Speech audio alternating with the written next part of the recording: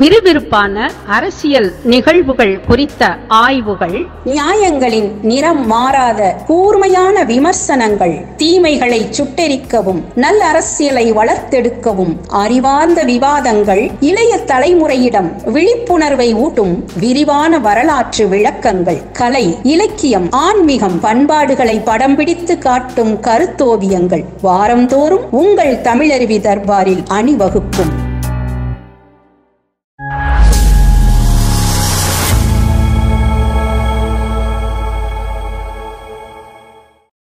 தமிழருவி தர்பார் நேயர்களுக்கு வணக்கம். இன்றைய விடை தேடும் வினாக்கள் பகுதிக்கு செல்வோம். வணக்கம் ஐயா.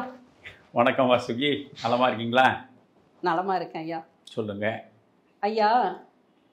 மனிதன் மனிதனுக்கு சொன்னது திருக்குறள், மனிதன் தெய்வத்திற்காக பாடியது தேவாரம், திருவாசகம். கடவுள் மனிதனுக்காக சொன்னதுதான் பகவத்கீதை என்று நாம் அறிகின்றோம். உண்மைதான். குருச்சேத்திர களத்தில் மனம் சஞ்சலப்பட்டு கொண்டிருந்த அர்ஜுனனுக்காக கிருஷ்ணரால் வழங்கப்பட்ட உபதேசம்தான் பகவத்கீதை என்று நாம் நினைக்கின்றோம். பிரஸ்தான திரயங்களில் ஒன்றான இந்த பகவத்கீதை ஏன் புனிதமான இந்த நூலை, இந்து கலாச்சாரத்தின் புனிதமாக கருதப்படுகின்ற இந்த நூலை அனைவரும் பாராட்டுகின்றனர். இந்த பகவத்கீதையை படிப்பதனால் என்ன பலன்? இதை பற்றி சற்று விளக்கமாக கூறுங்கள். ஒரு நல்ல கேள்வி, மகிழ்ச்சி. பொதுவாகவே ஒவ்வொரு மதத்திற்கும் ஒரு வேதம் உண்டு. கிறித்துவ மதம் என்றால் அதற்கு பைபிள் இருக்கிறது. இஸ்லாம் என்றால் அதற்கு திருக்குரான், திருமறை இருக்கிறது. அதே போன்று புத்த மதத்திற்கு பார்த்தாலும் அதனுடைய கோட்பாடுகள், புத்தம் என்பது முதலில் மதம் அல்ல, அதாவது புத்தம் என்பது ஒரு கோட்பாடு. ஆண்டவனை மையமாக வைத்து, அதாவது இறைவன், உலகம், உயிர்கள் என்ற மூன்றின் மீது கட்டப்பட்டு எழும் மாளிகை தான் மதம். அதில் இறைவனை பற்றி பேசாத போது அதை மதமாக சொல்லக்கூடாது. அது ஒரு தத்துவ கோட்பாடு. அதனுடைய கோட்பாடுகளை முழுமையாக அறிந்து கொள்வதற்கும் தம்மபதம் இருக்கிறது. அதை நாம் படிக்கலாம். அதே போன்று நீங்கள் ஒவ்வொன்றுக்கும் ஒரு மதம் என்றால் அதற்கென்று ஒரே ஒரு நூல் அந்த மதத்தினுடைய நூலாக, வேதமாக போற்றப்படும். ஆனால் இந்து மதத்திற்கு அப்படி ஒரு பொதுவான நூல் எதுவும் குறிப்பிடப்படுவதில்லை. இந்துக்கள் கோடிக்கணக்கில் இருக்கிறோம். இந்துக்களில் பல தெய்வ வழிபாட்டில் ஈடுபடுகிறோம். பல தெய்வ வழிபாடு என்பது மட்டுமல்லாமல் பலவிதமான பண்பாடு, கலாச்சாரம், பழக்க வழக்கங்கள் என்று வெவ்வேறு வகையில் வேறுபட்டிருக்கிறோம். அப்படி வேறுபட்டிருக்கக்கூடிய தன்மைக்கு ஏற்ப நாம் பல்வேறு சாஸ்திரங்களை, புராணங்களை, இதிகாசங்களை எல்லாம் படிக்கிறோம். ஆக இந்து மதத்திற்கென்று ஒரு நூல் உண்டா? கிறித்துவத்திற்கு ஒரு பைபிள், இஸ்லாமுக்கு ஒரு திருக்குர்ஆன் போல் இந்து மதத்திற்கு ஒரு நூல் உண்டா என்ற கேள்விக்கு பதில்தான் நீங்கள் சொன்ன பிரஸ்தானத்திரயம். பிரஸ்தானத்திரயம் என்பது முதலில் உபனிஷதங்கள், அதற்கடுத்து பிரம்மசூத்திரம், அடுத்து பகவத்கீதை. இந்த உபனிஷதங்கள் என்பவை வேதங்களினுடைய கருத்துக்களின் அடிப்படையில் கிளைத்து எழுந்தவை. எனவே வேதத்தின் சாறு உபனிஷதங்களில் இறக்கப்பட்டிருக்கிறது. உபனிஷதங்கள் பல, 108 உபனிஷதங்கள் என்று சொல்கிறோம். அதில் நாம் மிக குறிப்பாக 14 உபனிஷதங்களை தான் பரவலாக படிக்கிறோம். இந்த உபனிஷதங்களிலேயே சில இடங்களில் ஒன்றோடு ஒன்று கருத்து முரண்படுகிறது. எனவே இப்படி முரண்படக்கூடிய உபனிஷதங்களை எல்லாம் அந்த முரண்பாடுகளை நீக்கி ஒரு சமரசமான இடத்தில் கொண்டு வந்து சேர்க்கும் வேலையைத்தான் இந்த பிரம்மசூத்திரம் செய்கிறது. ஆக பிரம்மசூத்திரம் என்பது உபனிஷதங்களிலிருந்து அப்படியே கொண்டு வருவது தான். புரிகிறதா? அது இன்னும் நீங்கள் பார்த்தால் பிரகராத உபநிடதம் என்று இருக்கிறது அல்லவா? அதுதான் பிரம்மசூத்திரத்தில் சாந்தோக்கிய உபநிடதமும் பிரகதாரண்ய உபநிடதமும் பெரும்பாலும் அதில் இடம்பெற்றிருக்கின்றன. இப்பொழுது அடுத்தது பகவத்கீதை. அது என்ன சொல்கிறார்கள்? உபனிஷதங்கள் பசு, அந்த பசுவினுடைய பால் தான் இந்த பகவத்கீதை. அப்படி என்றால் நோக்கம் என்ன? நீங்கள் ஒரு பசுவை வாங்கி அந்த பசுவை பராமரித்து அந்த பசுவின் மடிக்காம்பு வழியாக வரக்கூடிய பாலை கறந்து அதை நீங்கள் குடிப்பது என்று சிரமங்களுக்கு உட்படாமல் உங்கள் கையில் ஒரு குவளையில் பால் கொடுக்கப்படுகிறது, நீங்கள் எளிதாக அதை பருகுகிறீர்கள். அப்படித்தான் வேத, உபநிடத, பிரம்மசூத்திர செய்திகள் அனைத்துமே பசுவின் பாலாக பகவத்கீதையில் இறக்கி வைக்கப்பட்டிருக்கிறது. அதனால் இந்துக்களுக்கான வேதம் என்ற ஒன்று உண்டா இல்லையா என்று கேட்டால் அதற்கு ஒரே பதில், இந்த பிரஸ்தானத்திரயம் என்கின்ற மூன்றும் சேர்ந்து தான் நீங்கள் அந்த வேதமாக நாம் ஏற்று அதை பின்பற்ற வேண்டும். இப்பொழுது பகவத்கீதையை பார்த்தால் உலகம் முழுவதும் பகவத்கீதையை சென்று சேர்ந்திருக்கிறது. அதற்கு முக்கிய காரணம் சமஸ்கிருதத்தின் மீது மிகப்பெரிய ஈடுபாடு கொண்டு சமஸ்கிருதத்தில் ஆய்வு நடத்த வேண்டும் என்பதற்காகவே ஜெர்மானிய பேரறிஞர் மேக்ஸ் முல்லர் இந்தியாவிற்கே வந்தார். அப்பொழுது கிழக்கிந்திய கம்பெனி ஆட்சி நடந்து கொண்டிருந்தது. கிழக்கிந்திய கம்பெனியிடம் இந்த சமஸ்கிருதம் படித்த பண்டிதர்களையெல்லாம் சந்தித்து அவர்களையெல்லாம் ஒன்று திரட்டி அவர்கள் மூலமாக வேதம், உபநிடதம் ஆகியவை சொல்லக்கூடிய கருத்துக்களை எல்லாம் உள்வாங்குவதற்கு பெரும் செலவானது. அந்த செலவை கிழக்கிந்திய கம்பெனியிடமிருந்து அவர் பெற்றார். பெற்று அவருடைய முயற்சியில்தான் இந்த சமஸ்கிருதம் ஜெர்மானிய மொழிக்கு போனது. மேக்ஸ் முல்லர் அதை ஜெர்மானிய மொழிக்கு கொண்டு போனார். ஜெர்மானிய மொழிக்கு போன பிறகு அது உலகத்தின் பார்வையை பெற்றது. அதற்கு பிறகு நீங்கள் பார்த்தால் கிரேக்கம், லத்தீன், ஜெர்மன், பிரெஞ்சு, ஆங்கிலம் போன்ற உலகத்தின் மிக முக்கியமான மொழிகள் அனைத்திலும் பகவத்கீதை மொழிபெயர்க்கப்பட்டது.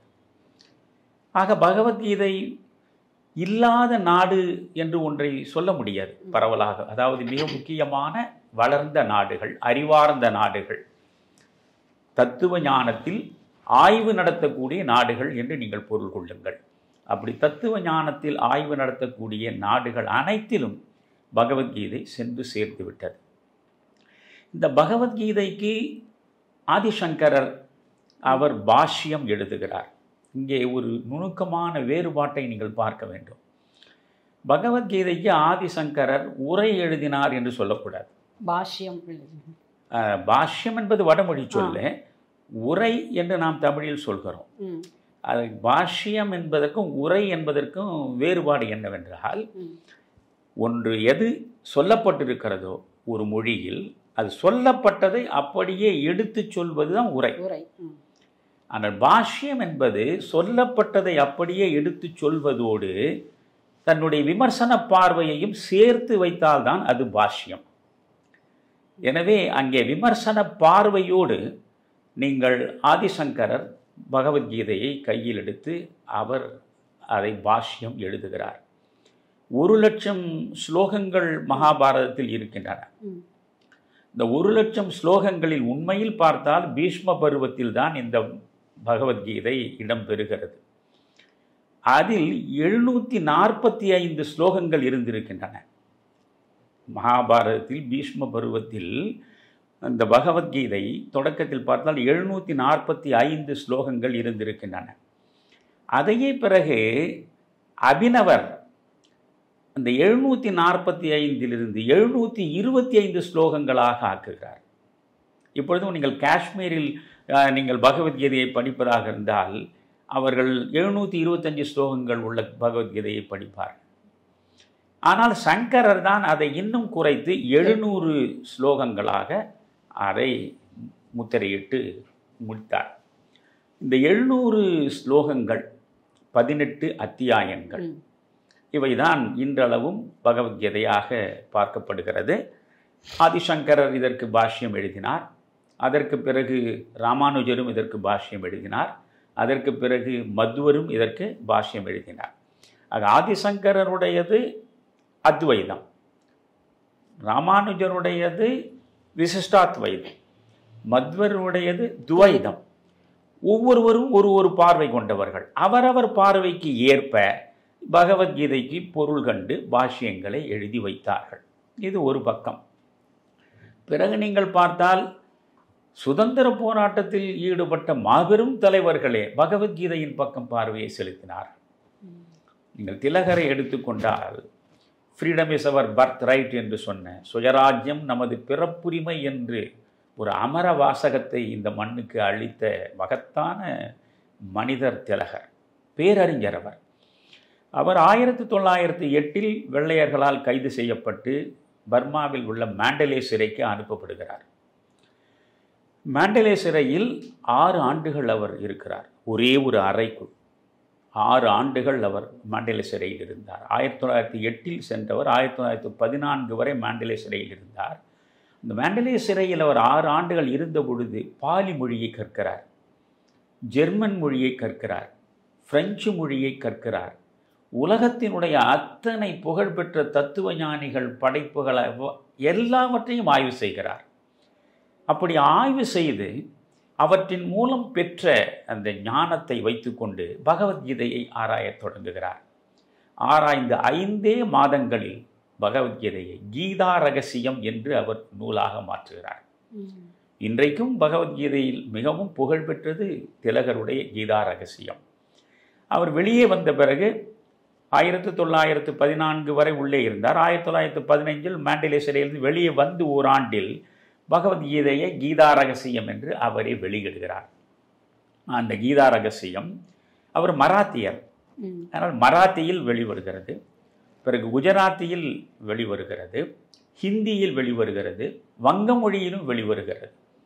இதில் என்ன ஒரு வியப்பு என்றால், இந்த பகவத்கீதையை ரொம்ப பின்னாலே தான் காந்தி கையில் எடுக்கிறார்.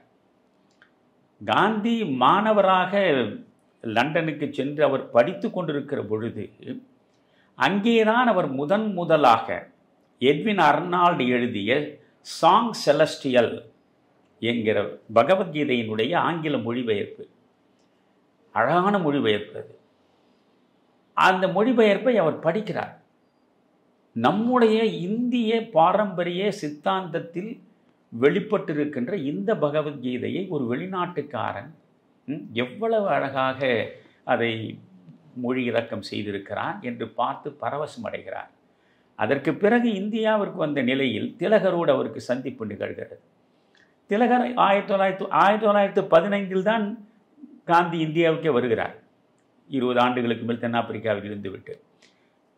பிறகு திலகர் சொல்கிறார், நான் இந்த பகவத்கீதையை விளக்கமாக எழுதியிருக்கிறேன் ஆய்வுரையாக, இதை நீங்கள் படியுங்கள். உங்களுடைய தாய்மொழி குஜராத்தி, அதனால் குஜராத்தி மொழியில் இது இருக்கிறது, மொழிபெயர்த்திருக்கிறேன், எனவே குஜராத்தி மொழியில் உள்ளதை நீங்கள் படியுங்கள் என்கிறார்.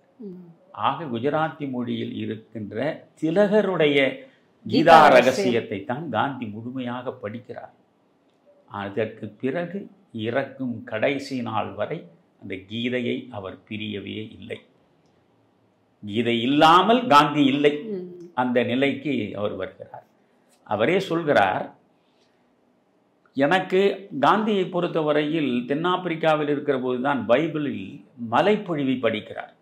ஏனென்றால் நான் எப்பொழுதும் சொல்லுவேன், நீங்கள் கிறிஸ்துவராக இருக்கிறீர்களோ இல்லையோ நீங்கள் பைபிளை படிக்க வேண்டும். இஸ்லாமியராக இருக்கிறீர்களோ இல்லையோ நீங்கள் இஸ்லாமிய திருமறையை வாசிக்க வேண்டும். இந்த பைபிளில் குறிப்பாக மலைப்பொழிவு தான் மிக முக்கியமானது.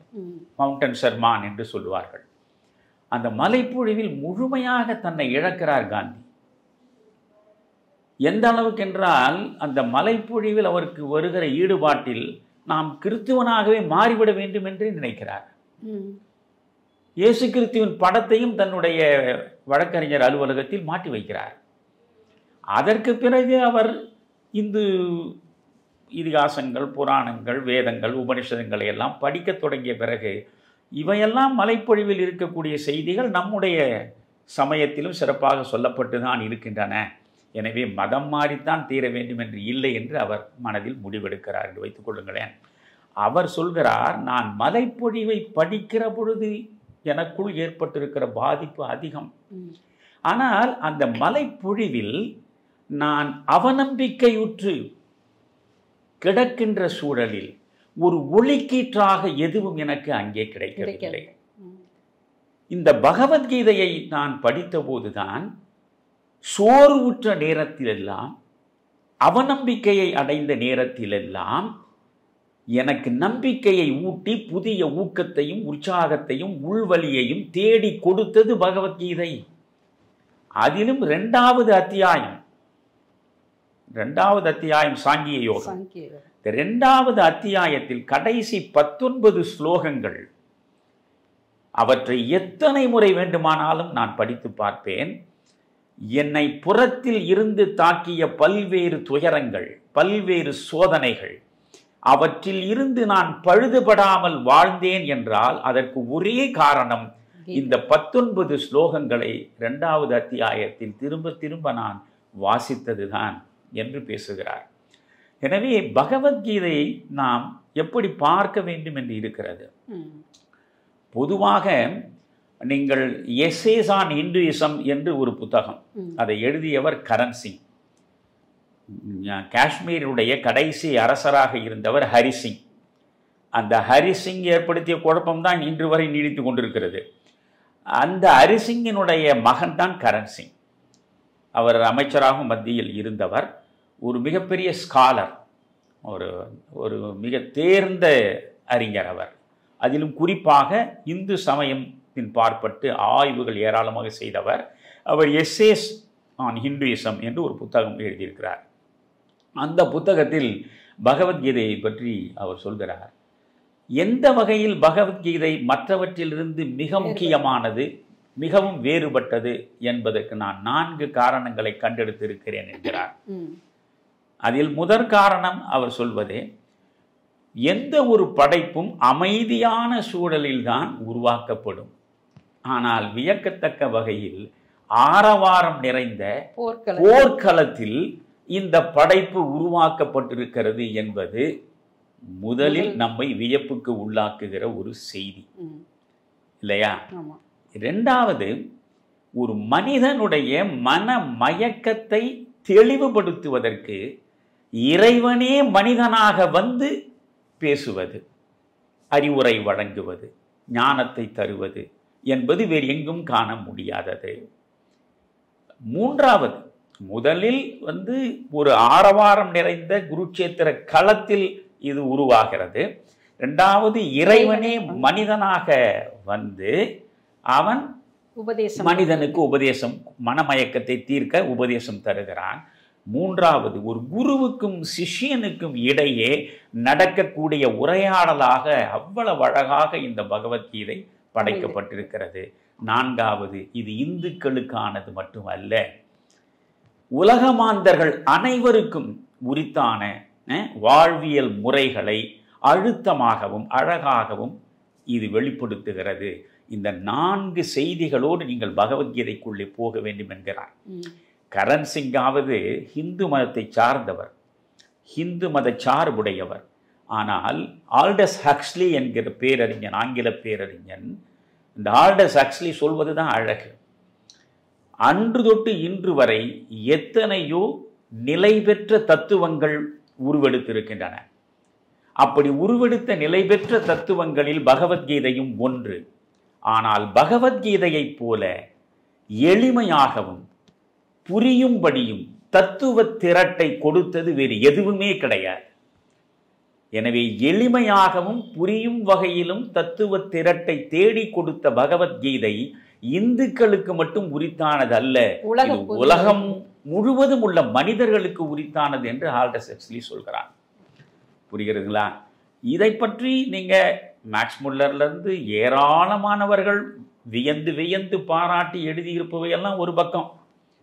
அதே நேரத்தில் பகவத்கீதையை கடும் விமர்சனத்திற்கு உட்படுத்தி எழுதியதெல்லாம் இன்னொரு பக்கம் இருக்கிறது. சில ஆய்வாளர்கள் என்ன சொல்கிறார்கள், அதிலும் குறிப்பாக கோசாம்பி, அவர் ஒரு மார்க்சிய சார்ந்த சிந்தனையாளர், மிகப்பெரிய ஆய்வாளர். அவர் கோசாம்பியை போன்றவர்கள் ஒரு முடிவு சொல்கிறார்கள், குருட்சேத்திர போர் நடந்திருக்க வாய்ப்பே கிடையாது என்றால் இந்த குருட்சேத்திர போர் நடந்த காலத்தை பார்க்கிற பொழுது கிமு 7-8ஆம் நூற்றாண்டுக்குள்ளே தான் இருக்கும். அந்த கிமு 7-8ஆம் நூற்றாண்டில் அவ்வளவு தூரம் பசுமை சூழ்ந்த நிலை இந்தியாவில் இல்லை. இவ்வளவு பல்லாயிரக்கணக்கான சேனைகள் இரண்டு பக்கம் மோதுவதற்கும் அவர்களுக்கு வேண்டிய ஆயுதங்கள், அவர்களுக்கு வேண்டிய குதிரைகள், யானைகள், அவர்களுக்கெல்லாம் வேண்டிய உணவு, இவற்றையெல்லாம் கொடுக்கக்கூடிய நிலையில் கிமு 7-8ஆம் நூற்றாண்டுகளில் இந்தியா என்பது நிச்சயமாக இல்லை. எனவே இது ஒரு கற்பனை படைப்பு. பகவத்கீதை என்பது ஒரு கற்பனை படைப்பு என்று சொல்லுகிற கோசாம்பியை ரொம்ப அழகாக என்ன சொல்கிறார், இதன் உண்மையான அர்த்தத்தை நீங்கள் புரிந்து கொண்டு பகவத்கீதையை படிக்க வேண்டும். கௌரவர்களுக்கும் பாண்டவர்களுக்கும் இடையே குருட்சேத்திரத்தில் நடந்த போர், அந்த போரின் தொடக்கத்தில் இந்த பகவத்கீதை மொழியப்பட்டது என்பதல்ல. இங்கே இவை ரெண்டுமே உருவகம்தான்.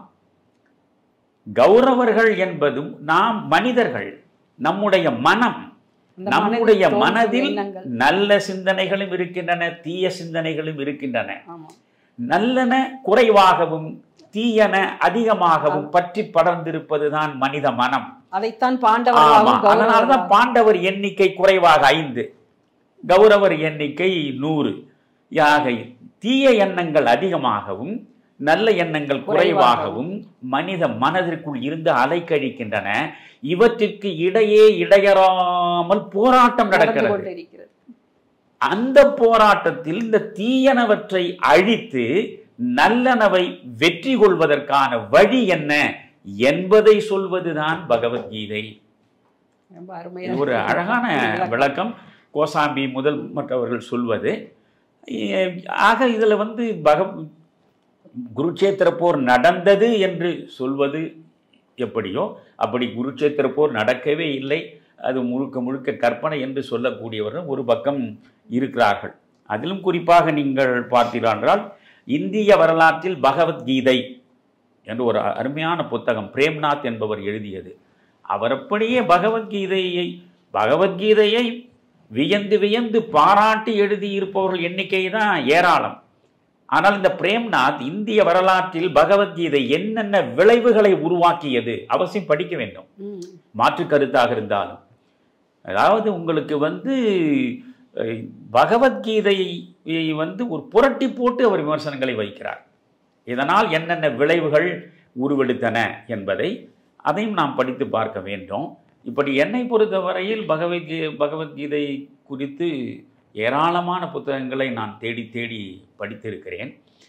இந்த பகவத்கீதையில் மிக முக்கியமாக நாம் அறிந்து கொள்ள வேண்டியது என்ன, இதை பற்றி கொஞ்சம் யோசிக்கலாமா வாசுகி? தாராளமா யோசிக்கலாம். அதை படிப்பதால் என்ன பலன் அப்படிங்கிறது, வாழ்க்கையில் அந்த நெறிமுறைகளை எப்படி நம்ம பின்பற்றி கொள்வது, அதை பற்றி நீங்க கொஞ்சம் சொல்லுங்க. ஏன்னா பகவத்கீதையை பற்றிய புரிதலே முதலில் ஒன்று இல்லை. நீங்க சுவாமி சித்பவானந்தர் ஒரு அழகான விளக்கம் கொடுப்பார். பகவத்கீதைக்கு முன்னுரை இது. பல்லாயிரம் புத்தகங்கள் அவருடைய பகவத்கீதை தமிழில் மொழிபெயர்ப்பு விற்பனையாக இருக்கிறது. எளிதாக மக்கள் படிப்பதற்கேற்ற நல்ல புத்தகம் அது. சித்பவானந்தர் எழுதியது. திருப்பராயத்துறை திருச்சியில் இருக்கிறதல்லவா, இந்த திருப்பராயத்துறையை அந்த ராமகிருஷ்ணா மிஷனை உருவாக்கி ஒழுக்கம் சார்ந்த கல்வி முறையை பல தலைமுறைகளுக்கு கொண்டு வந்து சேர்த்தவர் நம்முடைய பாரத ரத்னா சி சுப்பிரமணியம் அவர்களுடைய சிறிய தந்தை அவர் சித்பவானந்தா. அவர் ரொம்ப அழகாக சொல்கிறார். இது ஒரு 10 நிமிடம் 20 நிமிடத்தில் பேசக்கூடிய விஷயமாக நீங்கள் கேட்கவில்லை. நாம் பகவத்கீதைக்குள்ளே போவதற்கு முன்பு இதையெல்லாம் அறிந்து கொள்ள வேண்டும். அவர் என்ன சொல்கிறார், பகவத்கீதை அர்ஜுனனுக்கு அவனுடைய குழப்பத்தை, அவனுடைய மனமயக்கத்தை விடுவிப்பதற்கு கிருஷ்ணன் களத்தில் சொல்கிறான். சரி, அந்த குருட்சேத்திர களத்தில் தானே பீமனும் இருக்கிறான், அந்த குருட்சேத்திர களத்தில் தானே தருமனும் இருக்கிறான். இந்த கிருஷ்ணன் பீமனை வைத்துக்கொண்டு ஏன் உபதேசம் கொடுக்கவில்லை, தர்மனை வைத்துக்கொண்டு ஏன் உபதேசம் கொடுக்கவில்லை, ஏன் இவன் அர்ஜுனனை தேர்ந்தெடுக்கிறான்? இப்பொழுது அர்ஜுனன் கேட்பதாக வைத்துக் கொள்ளுங்கள், நான் எதிர் நிற்பவர்கள் அத்துணை பேரும் என்னுடைய உறவுகள், என்னுடைய ஆசான்கள், இவர்களுக்கு எதிராக போரிட்டு இவர்களை அழித்து அதன் மூலம் ஒரு பெரிய சாம்ராஜ்யத்தை பெற்று பேரின்பத்தை அடைவதை விட நான் அழிந்து படுவதே மேலுன்னு ஆயுதங்களை வச்சுட்டான். சரி, அர்ஜுனா உன்னால் முடியவில்லையா, நீ ஒதுங்கி நில். பீமனை கூப்பிட்டுருக்கலாம், பீமனுக்கு விளக்கலாம், தருமனுக்கு விளக்கலாம். அதை ஏன் செய்யாமல் அர்ஜுனனுக்கு விளக்கினார் என்பதை ரொம்ப அழகாக சித்பவானந்தர் சொல்கிறார். அவர் என்ன சொல்கிறார், பீமன் விலங்கு நிலை உள்ளவன், அவன் உடல் வலிமை உள்ளவன். ஒரு விலங்கு நிலையில் உள்ளவனிடம் போய் உயர்ந்த கருத்துக்களை எல்லாம் எடுத்து சொன்னால் அது ஏறாது. அதனால் அவன் பீமனிடம் சொல்லவில்லை. தருமன் தர்மத்தை அறிந்தவன். அவன் எல்லாவற்றையுமே வாழ்வியல் தத்துவங்களிலிருந்து அனைத்தையும் தெளிவாக தெரிந்து வைத்திருப்பவன். அறிந்தவனிடம் போய் ஒன்றை சொல்ல வேண்டிய அவசியம் இல்லை. விலங்கு போன்று இருக்கக்கூடிய பீமனிடம் சொல்வதனால் பயன் இல்லை. அறிந்த தர்மனிடம் சொல்ல வேண்டிய அவசியம் இல்லை. ஆனால் இவன் பாதி விலங்காகவும் பாதி மனிதனாகவும் இருக்கக்கூடியவன் அர்ஜுனன். நீங்கள் சத்துவம், ராஜசம், தாமசம் என்ற 3 குணங்களால் தானே மனிதன் உருவாகி இருக்கிறான். எனவே இந்த அர்ஜுனனை முழுக்க சத்துவ குணம் சார்ந்தவன் தருமன். ராஜசம் சார்ந்தவன் தாமசமும் ராஜசத்தின் பாதியும் சேர்ந்தவன் தான் பீமன். ஆனால் இவன் சத்துவத்தில் பாதியும் ராஜசத்தில் பாதியுமாக இடைப்பட்டு நிற்பவன் அர்ஜுனன். அதனால இப்படி இருப்பவர் தான் நீங்களும் நானும் மற்ற எல்லோரும். நம்மிடம் ஓரளவு சத்துவ குணமும் உண்டு, ஓரளவு ராஜச குணமும் உண்டு. அதனால் நமக்கு சொல்ல வேண்டும் என்று நினைப்பது தானே பகவத்கீதை நோக்கம். அதனால் தான் அர்ஜுனனை முன்னிலைப்படுத்தி பேசுகிறது என்று அவர் அழகாக அதற்கு ஒரு விளக்கம் கொடுப்பார். எல்லாம் சரி. பொதுவாக போர்க்களத்தில் அர்ஜுனனிடம் இவர் உபதேசிப்பதனுடைய நோக்கம் என்ன? கீதை அர்ஜுனனை துறவியாக்குவது கண்ணனுடைய நோக்கம் இல்லை. ஞான உபதேசம் செய்து இப்பொழுது நீங்கள் பார்த்தீர்கள் என்றால் ஞான யோகம், அதற்கு பிறகு பக்தி யோகம், பிறகு கர்மயோகம், 3 யோகங்கள் இருக்கின்றன இல்லையா? இவனை ஞானியாக்குவதற்காக இந்த பகவத்கீதையை இறைவன் சொல்லவில்லை. ஒன்று. 2வது, இவனை துறவு ஏற்க வேண்டும், எல்லாவற்றையும் தூக்கி எறிந்து விட்டு கௌபீனத்தோடு நீ காட்டுக்கு போ என்று சொல்வதற்காகவும் இது சொல்லப்படவில்லை. இவன் கடமையாற்ற வேண்டும் என்பதற்காக சொல்லப்பட்டதுதான் பகவத்கீதை. நான் சொல்றேன், உன் கடமையிலிருந்து நீ தவறாதே. உனக்கான கடமை எதுவோ அந்த கடமையிலிருந்து நீ தவறக்கூடாது. அதற்கான விளைவுகளை பற்றி நீ சிந்திக்க கூடாது. செய்பவனும் நான், செய்விப்பவனும் நான் இல்லையா? அதனால் செய்பவனும் நான், செய்விப்பவனும் நானாக இருப்பதனால் பலனை கருதாமல் உன்னுடைய கடமைகளை நீ செய்ய வேண்டும் என்று அங்கே சொல்லுகிற பொழுது பல்வேறு விதமான சோதனைகள், துயரங்கள், இன்னல்கள், இவற்றுக்கெல்லாம் இடையே நாம் எப்படி எதிர்நோக்குவது என்பதுதான் அர்ஜுனனுடைய கேள்வி. எனக்கு எதிரே இருக்கக்கூடியவர்கள், இவர்கள் என் உறவுகள், என் ஆசான்கள், இவர்களை நான் எதிர்ப்பது என்பது எனக்கான ஒரு சோதனை. இந்த சோதனையிலிருந்து நான் விடுபட்டு வெளியே வருவது எப்படி என்பது அவனுடைய மயக்கம். அங்கேதான் கீதை இதா தொடங்குகிறதே. அப்பொழுது இவர் என்ன சொல்கிறார், பகவான் என்ன சொல்கிறார், இதை நீங்க இப்படி எடுத்துக்கணும். ஒவ்வொரு மனிதனுக்கும் சோதனை வரும். ஒவ்வொரு மனிதனுக்கும் சோதனை வரும், இன்னல்கள் வரும், இடையூறுகள் வரும், இடர்பாடுகள் வரும், தடைகள் வரும், துன்பங்கள் வரும், எல்லாம் வரும். எல்லாவற்றுக்காகவும் நீ உன் கடமையிலிருந்து தவறிவிடக்கூடாது. உன் கடமையை செய்ய வேண்டும். அதுவும் எப்படி? இடையறாமல் செய்ய வேண்டும். பலனையும் எதிர்பார்க்க. ஆமா, அது பின்னால இடையறாமல் கடனாற்ற வேண்டும் என்பதுதான் முக்கியம். 1 நாள் 2 நாள் கடனாற்றுவது அல்ல. நீ பிறப்பெடுத்த நோக்கமே கடனாற்றுவதற்காகத்தான். நீ கானகத்திலே போய் உட்கார்ந்து கொள்வதற்கல்ல. துறவையை கூட அவர் கடுமையாக விமர்சிக்கிறார்.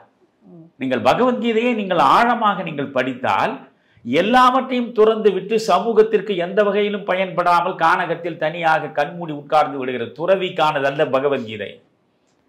சமூகத்தில் நீ ஒரு அங்கமாக இருக்க வேண்டும்.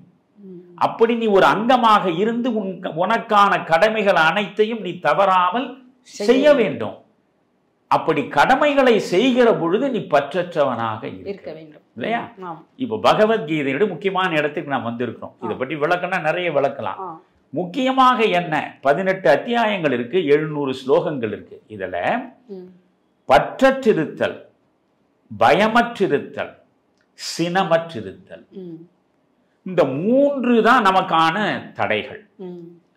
நாம் ஞானத்தை அடைவதற்கும் பிறப்பற்ற பெருவாழ்வை பெறுவதற்கும் இறைமையோடு இரண்டர கலப்பதற்கும் இடைத்தடையாக இருக்கக்கூடியவை இந்த 3 என்று பகவத்கீதை உங்களுக்கு இனம் காட்டுகிறது. பற்று வைக்காதே, பற்றற்றிரு. அதுதான் பற்றுக பற்றற்றான் பற்றினை அப்பற்றை பற்றுக பற்றுவிடற்கு என்பதுதான் வள்ளுவம். அதனால பற்றுகளிலிருந்து நீ முதலில் விடுபட வேண்டும். பற்றற்றிரு. பற்றற்று இரு என்றால் செயலற்று இரு என்று சொல்வதல்ல. செயல் புரிய வேண்டும், ஆனால் அந்த செயலின் மீது உனக்கு ஒரு பற்றுதல் இருக்கக்கூடாது. பயன் கருதி செய்யக்கூடாது. நான் தான் செய்தேன். நான் என்பது இல்லை, எல்லாமே இறைவனிடம் தான். என்னிடம் நீ முழுமையாக சரணடைந்து விடு என்றுதான் கிருஷ்ணன் சொல்றான். அதனால நீங்க முதலில் பற்றற்றிருத்தல், 2வது பயமற்றிருத்தல். அச்சமே கீழ்களது ஆச்சாரம்னு வள்ளுவன் அழகா சொல்லுவான். அச்சம் இருப்பவன் கீழ்மகன். மேன்மக்களுக்கு அச்சமே இருக்கலாகாது. அதனாலதான் உச்சி மீது வானிடிந்து வீழுகின்ற போதினும் அச்சமில்லை அச்சமில்லை அச்சம் என்பதில்லையே என்று பாரதி பேசுகிறான். பல இடங்களில் அச்சத்தை வேட்கை தன்னை அழித்து விட்டால் அப்போது சாவும் அங்கே அழிந்து போகும் என்கிறான். இவையெல்லாம் கீதையின் மூலம் அவன் பெற்றதுதான். வேதங்கள், உபனிஷதங்கள், கீதை இவை அனைத்தும் கொடுத்ததுதான். அதனாலதான் நீங்கள் பகவத்கீதைக்கு அவன் அழகான உரை எழுதியிருக்கிறான் பாரதி. நீங்க பகவத்கீதைக்கு திலகர் உரை எழுதியிருக்காரு, வினோபாபாவே உரை எழுதியிருக்காரு, மிகப்பெரிய தத்துவ ஞானி டாக்டர் ராதாகிருஷ்ணன் அதற்கு கமெண்டரியில் அற்புதமான உரை எழுதியிருக்காரு, காந்தியே எழுதியிருக்காரு அவருடைய பார்வையில் எப்படி பகவத்கீதை என்பதற்க. அதே மாதிரி நீங்க பாத்தீங்கன்னா அப்படியே கீழே வரைக்கும் வந்தீங்கன்னா பாரதி எழுதியிருக்கான். பாரதி இந்த 700 ஸ்லோகங்களுக்கு தமிழில் மொழிபெயர்த்து எழுதியது பெருமைக்குரியதல்ல. அதுல 33 பக்கங்கள் முன்னுரை எழுதுறான். 33 பக்கம். அந்த 33 பக்கங்களில் பகவத்கீதையின் சாறு முழுவதையும் பிழிந்து கொடுத்தவன் எழுதியிருக்கிற முன்னுரை இருக்க அற்புதத்திலும் அற்புதம். எல்லா உயிர்களிலும் தன்னை நோக்குவதும் எல்லா உயிர்களையும் தன்னுள் நோக்குவதும் தானடா சமத்துவம் சம திருஷ்டி என்று பகவத்கீதையில் கண்ணன் சொல்றான். புரியுதுங்களா? அப்போ எல்லா உயிர்களும் சமம் என்கிற அந்த நிலைதான் உண்மையான ஆன்மீகம்னு நம்ம சொல்றோம். அந்த சம திருஷ்டியை பகவத்கீதை பேசுவதை எடுத்து பாரதி அழகா விளக்கும்போது சொல்றான். பார்ப்பானும் கடவுளின் ரூபம், பறையனும் கடவுளின் ரூபம். இங்க பேதமே கிடையாது. இதெல்லாம் கீதையில இருக்க. இதை தவறாக படித்து விட்டு வெவ்வேறு விளக்கங்களை எல்லாம் கொடுப்பவர்கள் இன்றைக்கும் இருக்கிறார்கள். இப்ப நான் சொன்னது முதலில் பற்றற்றிருப்பது, 2வது பயமற்றிருப்பது, 3வது சினமற்று இருப்பது. இப்பொழுது உதாரணத்துக்கு போய் நீங்க பாத்தீங்கன்னா பீமன் இருக்கான். இப்ப பீமனுக்கு கௌரவர்களிடம் பற்று உண்டா? கிடையாது. கௌரவர்களை பொறுத்தவரை அவன் பற்றற்றவனாக தான் இருக்கான். அதே நேரத்துல அவனுக்கு போர்ல களமாடுவதற்கு பயம் இருக்கா? கிடையாது. பற்று அவனுக்கு இல்ல. கௌரவர்களுக்கு எதிராக போராடுவதில் பயமும் இல்லை. பற்றற்றிரு, பயமற்று, ஓகே. ஆனால் சினமற்றது என்றால் அங்க அடிபட்டு போறான் பீமன். அவன் சினமே வடிவெடுத்தவன். அதனால நீங்க பற்றற்றவனாகவும் இருக்க வேண்டும், பயமற்றவனாக இருக்க வேண்டும், சினமற்றவனாக இருக்க வேண்டும். இந்த 3 நிலைகளை நீங்கள் அடைந்து விட்டால் நிச்சயமாக முழுக்க முழுக்க நீங்கள் பேரின்ப பெருநிலையை இந்த வாழ்விலேயே பெற்றுவிட முடியும் என்று வழிகாட்டுவதுதான் பகவத்கீதை. அதுல இன்னும் அழகு நீங்க பார்த்தீங்கன்னா வேதங்கள்ல இப்போ 4 வேதங்கள் சொல்கிறோம். ரிக்வேதம், யஜுர்வேதம், சாமவேதம், அதர்வண வேதம். அதர்வண வேதம் காலத்தால் பிற்பட்டது. இந்த 3 வேதங்கள் அதனால தான் திரிவி என்று சொல்லுவான். இந்த ரிக், யஜுர், சாம வேதத்தினுடைய மகா வாக்கியம் என்பது தான் தத்துவம் அசி. தத்துவம் அசி. தத் என்றால் அது, துவம் என்றால் நீ, அசி என்றால் இருக்கிறாய். நீ அதுவாக இருக்கிறாய். எதுவாக இருக்கிறாய்? கடவுளாக இருக்கிறாய். நீயே கடவுள், கடவுள் நீயே. இதுதான். அப்போ இதை தான் பகவத்கீதை முழுமையாக 18 அத்தியாயங்களில் பேசுகிறது. தத் துவம் அசி என்பதுல துவம்மை முதலில் வைத்து தத்தை அடுத்து வைத்து அசியை 3ஆம் இடத்தில் வைத்து முறையை மாற்றுகிறது பகவத்கீதை. அதாவது சாமவேதத்தினுடைய மகா வாக்கியத்தை அப்படியே கொஞ்சம் முறை மாற்றம் செய்கிறது. தத் துவம் அசி என்பதுல துவம் முதலில், தத் அடுத்து, அசி அடுத்து. புரியுதுங்களா? தத் என்றால் என்ன? அது. அது என்பது எது? கடவுள் தான். துவம் என்பது என்ன? தத்துவம், நீ. அசி, இருக்கிறாய். முதல்ல தத்து, முதல்ல பரம்பொருள் பேசுகிறது. அதற்கு பிறகு இந்த முதல்ல பரமாத்மா, அதுக்கப்புறம் ஜீவாத்மா, பிறகு பரமாத்மா ஜீவாத்மா இரண்டும் இணைப்பு. இந்த 3 நிலைகளை 6 அத்தியாயங்களாக 18 அத்தியாயங்களில் அது பேசுகிறது. எனவே நீங்கள் இது படிக்கிற பொழுது கடவுள் வேறு, மனிதன் வேறு என்பது அல்ல. எல்லா மனிதர்களுக்குள்ளும் ஆன்மாவாக கடவுள் இருக்கிறான். அதனால் உயர்வு தாழ்வு என்பது கிடையாது. எந்த நேரத்திலும் மனிதன் செயலற்றவனாக இருக்கக்கூடாது. இதுல உள்ள ஒரு அற்புதம் என்னன்னா, ஆத்ம ஞானத்தை பேசுவதுதான் உபனிஷதங்கள் எல்லாம். உபனிஷதங்களை படிச்சீங்கன்னா ஆத்ம ஞானத்தை பேசுகின்றன. ஆத்ம ஞானத்தினுடைய முடிவு என்னன்னா துறவு தான். எல்லா உபநிஷதங்களும் மிகவும் முக்கியமாக வலியுறுத்துவது துறவு தான். விவேகானந்தரே உபநிஷதங்களுக்கு சாரை பிழிந்து வாழ்விலேயே மிக உன்னதமானது துறவு வாழ்க்கை என்றுதான் அவர் பேசுவார். இது ஆத்ம ஞானத்தை பேசுவது உபனிஷதங்கள். ஆனால் கர்மயோகம் பற்றி உபனிஷதங்களில் மிகப்பெரிய விளக்கங்கள் கிடையாது. புரியுதுங்களா? இப்ப நீங்க பதஞ்சலி யோகம் இருக்குன்னா அது யோக நிலையை பேசுகிறது. கர்மாவை பற்றி பேசுவது என்பது இத தமிழ்ல சில சொற்கள் நமக்கு குழப்பத்தை தருவது போலவே சமஸ்கிருதத்துல வடமொழியிலும் சில சொற்கள் நமக்கு குழப்பத்தை தரும். இப்போ கர்மா, கர்மம் ரெண்டுமே இருக்கு. கர்மா என்றால் என்ன? செயல், வினை. வினை, வினை. கர்மா வினை. கர்மம் இல்லையா? கர்மம் என்றால் செயல். அப்ப இது கர்ம கோட்பாட்டை பேசுவதுதான் இந்த பகவத்கீதை. உபனிஷதங்கள் எல்லாம் கர்மாவை பேசுகின்றன. வினை கோட்பாடை எல்லாம் பேசுது. பிறவி இதெல்லாம் பற்றி பேசுது. மறுபிறவி எல்லாம், ஊழ்வினை எல்லாம் வருது. ஆனால் இந்த கர்மம் செயல் புரிவது இருக்கு. அந்த செயல் என்கிற தத்துவத்தை, செயலை அடிப்படையாக கொண்ட அந்த தத்துவத்தை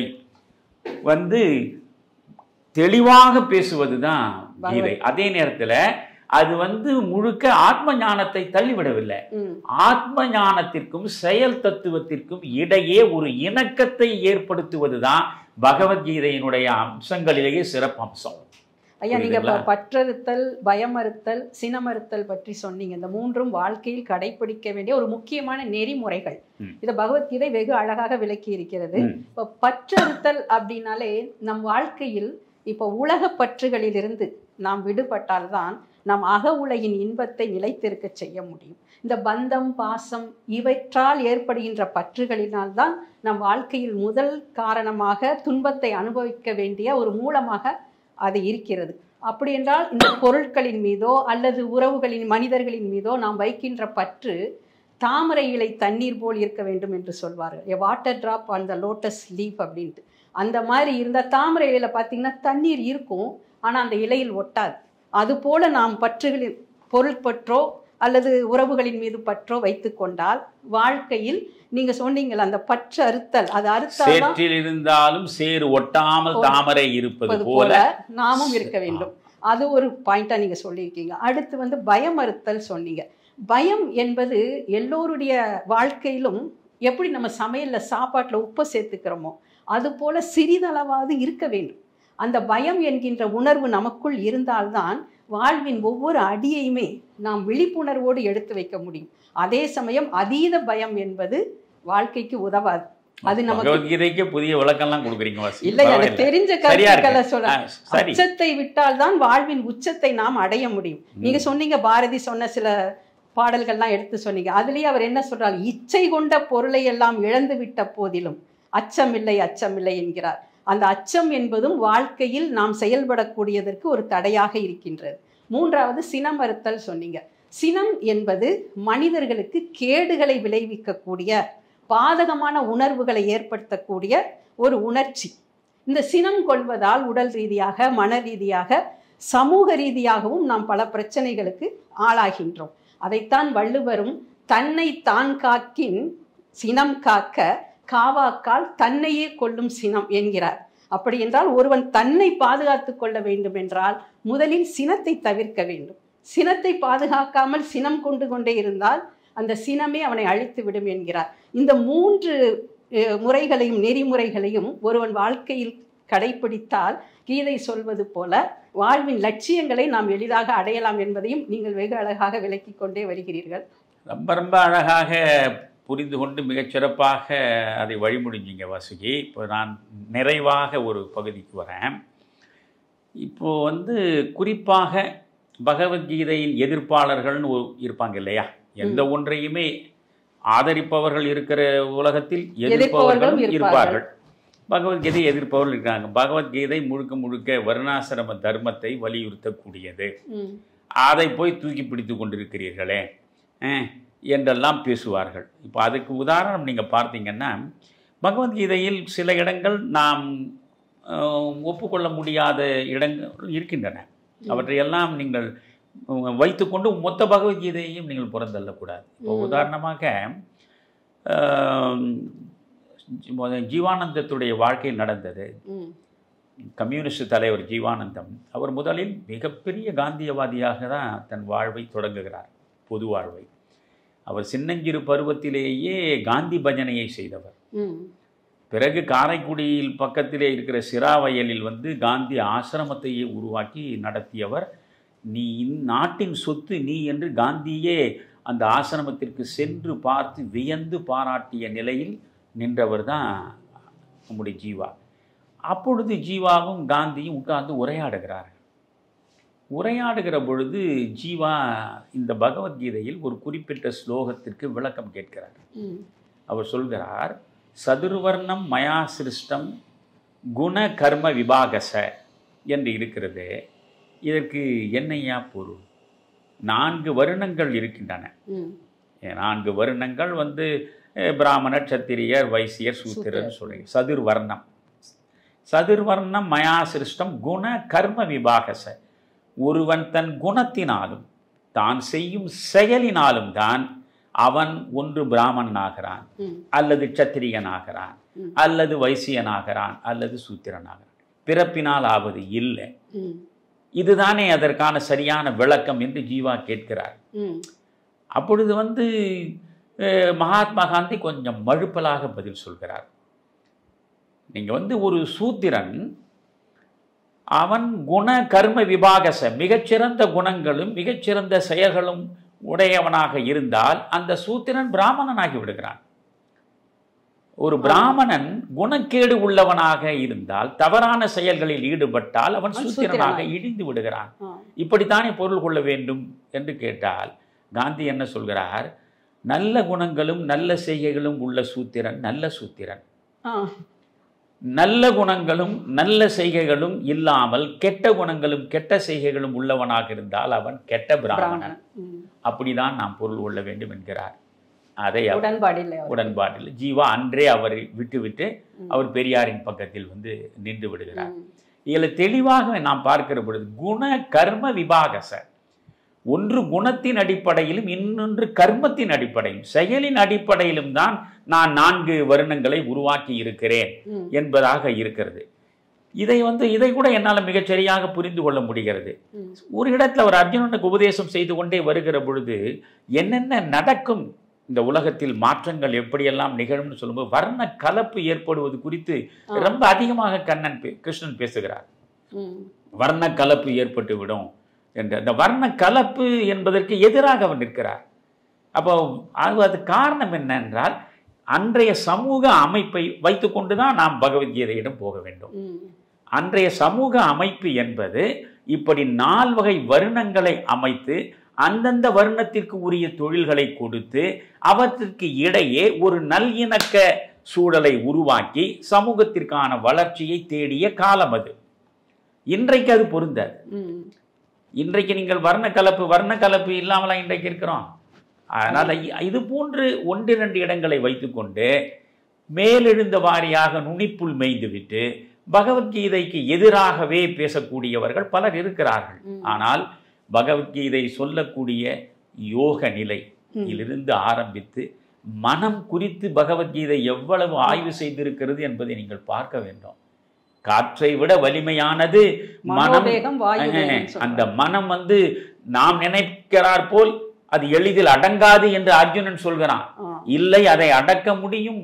உன்னுடைய முயற்சியினால், உன்னுடைய பயிற்சியினால், உன்னுடைய வைராக்கியத்தினால் உன்னுடைய மனத்தை அடக்க முடியும். மன அடக்கம் பேசுவது பகவத்கீதை, புலனடக்கம் பேசுவது பகவத்கீதை, ஒருமை நிலையை பேசுவது கான்சன்ட்ரேஷன், சிந்தனை சிதறாமல் ஒருமுகப்படுவதை பற்றி அதிகமாக சொல்வது. அது நீங்கள் கீதையை எடுத்தால் கீதையிலேயே அதிகமாக பயன்படுத்தப்பட்டிருக்கிற வார்த்தை யோகம்தான். 80 முறை இந்த பகவத்கீதையில் யோகம் என்பதை மட்டுமே பகவான் கிருஷ்ணன் பயன்படுத்துகிறார். யோகம் என்பது ஒவ்வொரு இடத்திலும் ஒவ்வொரு விதமாக பொருள் கொள்ளப்படுகிறது. ஆனாலும் யோகம் என்பதற்கு சரியாக என்னவென்றால், நீ ஆற்றுகின்ற கடமை, நீ செய்கின்ற செயலை திறனோடு செய்ய வேண்டும். புரியுதுங்களா? அதாவது முழுமையான திறமையோடு நீ ஒரு செயலை செய்யணும். சிரத்தை தான் ஈடுபாடு. நீங்கள் முழுமையான திறமையோடு ஒரு செயலை செய்தால் அதுதான் யோகம் என்கிறார். இந்த யோக நிலை பற்றி ஒரு அழகான இடத்தை சொல்லி நான் முடிக்கிறேன். குருட்சேத்திர போர் நடந்து முடிந்து விட்டது. கொஞ்ச காலம் ஆகிறது. ஒரு நாள் கிருஷ்ணனும் அர்ஜுனனும் உட்கார்ந்து பேசிக் கொண்டிருக்கிறார்கள். அப்பொழுது அர்ஜுனன் சொல்கிறான், இந்த குருட்சேத்திர களத்தில் நீ பகவத்கீதையை சொன்னாயே, அதில் உள்ள கருத்துக்கள் எவ்வளவு அற்புதமானவை, எவ்வளவு தத்துவார்த்தமானவை, எவ்வளவு வாழ்வு குறித்து ஆழமான சிந்தனைகள் கொண்டவை. அந்த போர்க்களத்தில் இருந்த ஆரவார சூழலில் மனக்குழப்ப நிலையில் அவற்றை முழுமையாக என்னால் உள்வாங்கிக் கொள்ள முடியவில்லை. கிருஷ்ணா, மீண்டும் ஒரு முறை பகவத்கீதையை இப்பொழுது எனக்கு சொல், நான் கேட்கிறேன்னு அர்ஜுனன் சொல்றான். அப்பொழுது கிருஷ்ணன் சொல்றதுதான் மிக முக்கியமானது, கோடிட்டு வைத்துக் கொள்ளணும். கிருஷ்ணன் சொல்றான், அர்ஜுனா, அப்பொழுது நான் சொன்ன நிலையில் முழுமையான யோக நிலையில் இருந்தேன். யோக நிலையில் இருந்து நான் வழங்கிய வார்த்தைகளை, நான் வழங்கிய கருத்துக்களை இப்பொழுது உன்னிடம் அப்படியே என்னால் சொல்ல முடியாது என்றான். ஆண்டவன் மனிதனாக வந்தும் ஒரு நிலையில் நின்று சொன்னதை மறுநிலையில் அதை அப்படியே எடுத்து சொல்ல முடியாது என்று சொல்லுகிற இடம் இருக்குன்னா அது யோக நிலையில் சொல்லப்பட்ட அற்புதம். அது அதை நீங்க மிக தெளிவாக இதை புரிந்து கொள்ள வேண்டும். அதனால பகவத்கீதையை முதலில் விரும்பினாலும் விரும்பாவிட்டாலும் மகாபாரத கதையை படிப்பவர்கள் இதை படிக்கணும். அது இடைச்செருகல்னு சொல்லுவான். பகவத்கீதை களத்தில் எழுதப்பட்டதில்லை, அதாவது களத்தில் சொல்லப்பட்டதில்லை. இது வியாசர் தான் பகவத்கீதையை எழுதினார் என்றே வைத்துக் கொண்டாலும் கூட இதில் பல ஆராய்ச்சியாளர்கள் பலவிதமாக சொல்றான். பகவத்கீதையுடைய மொத்த சாராம்சத்தையும் 7 ஸ்லோகங்களில் சுருக்கி விடலாம். ஆக அங்க நீண்ட நெடிய விளக்க உரையை எல்லாம் வழங்கி கொண்டிருக்கக்கூடிய வாய்ப்பு கண்ணனுக்கு கிடையாது. அவன் ஒரு 7 ஸ்லோகங்களில் இதை சுருக்கமாக சொல்லி இருக்கிறான். அதை பிறகு வியாசன் உட்கார்ந்து ஆற தீர அமர்ந்து அதை விரிவாக்கி பகவத்கீதையை வழங்கினான் அப்படி என்று சொல்லக்கூடியவர்கள் இருக்கிறார்கள். எந்த ஆராய்ச்சிக்குள்ளும் நாம் செல்ல வேண்டியது இல்லை. நான் சொல்வது, ஒரு முறை பகவத்கீதையை படித்துப்பார். இந்த பகவத்கீதையில் இருக்கக்கூடிய உன்னுடைய மன ஒருமையிலிருந்து ஆரம்பித்து அன்பு சார்ந்து பேதமற்று செயல் புரிவதை மிக அழகாக சொல்லக்கூடிய ஒரு தத்துவ கோட்பாடு என்பது நீங்கள் ஞானத்தின் சாயலோடு செயலின் இன்றியமையாமையை அற்புதமாக விளக்குகின்ற ஓர் மிகச்சிறந்த ஒரு பேரிலக்கியம். அது அந்த பேரிலக்கியம் மகாபாரதத்தில் இருக்கிறது. அது இந்த மண்ணில் இருக்கிறது. இந்த மண்ணில் நாம் இருக்கிறோம். நம்முடைய சொத்து அது என்பதை நினைக்கிற பொழுதே நமக்குள் ஒரு பெருமிதம் பொங்க வேண்டும்.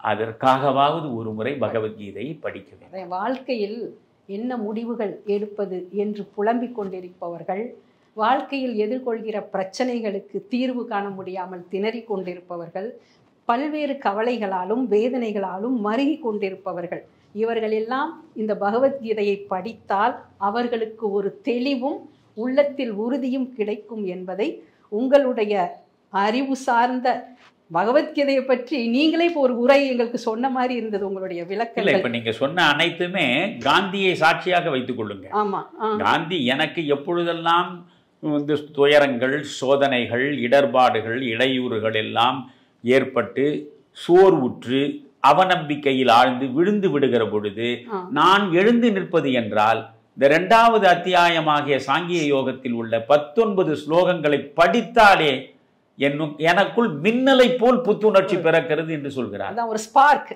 வாழ்க்கையில். அப்ப அந்த புத்துணர்ச்சியை காந்தி பெற்றார் என்றால் நாம் பெறுவதில் என்ன தடை? அது கரெக்ட். அதான் நான் என்ன சொல்ற, திரு கண்ணன் திரு வாய் மலர்ந்து அருளிய அந்த பகவத்கீதையை கண்ணால் பார்த்தாலே, அந்த நூலை கண்ணால் பார்த்தாலே கவலைகள் எல்லாம் தீர்ந்து நம்முள் ஒரு புத்துணர்ச்சி குடிகொள்ளும் அப்படிங்கிறது தான் நீங்க இப்ப வழிமுறைறீங்க. ஆனா இதை இன்னும் படிச்சு பார்த்தா வாழ்க்கையில் எவ்வளவு பெரிய பேரின்பத்தை நாம் அடையலாம். ஆகவே நம்முடைய இந்து கலாச்சாரத்தின் மதிக்கப்பட வேண்டிய, போற்றப்பட வேண்டிய ஒரு தத்துவ இலக்கியங்களில் மேன்மையான இந்த பகவத்கீதையை அனைவரும் படிக்க வேண்டும், கற்பிக்க வேண்டும், மனனம் செய்ய வேண்டும், மனதிலும் தரிசிக்க வேண்டும். இன்னும் ஒரு படி மேலே போய் பார்த்தால் குருச்சேத்திர களத்தில் மனம் சஞ்சலப்பட்டு கிடந்த அர்ஜுனனுக்காக மட்டும் கொடுத்த உபதேசமாக இதை எடுத்துக்கொள்ளாமல் நம்முடைய வாழ்க்கை என்னும் குருச்சேத்திர களத்தில் நம் மனதிற்குள் இருக்கின்ற எண்ணங்கள், நேர் எதிர்மறை எண்ணங்களாகிய பாண்டவர்கள், கௌரவர்கள் நமக்கு கொடுக்கின்ற அந்த போராட்டங்களிலிருந்து, துன்பங்களிலிருந்து விடுபடுவதற்கு இந்த பகவத்கீதையை படித்தாலே போதும் வாழ்வின் உயர்ந்த நிலையை அடையலாம் என்பதை நீங்க வெகு அழகாக எடுத்துரைத்தீர்கள் ஐயா. மீண்டும் அடுத்த ஒரு வினாவோடு உங்களை சந்திக்கிறேன் ஐயா. நன்றி. நன்றி வாசுகி, மகிழ்ச்சி.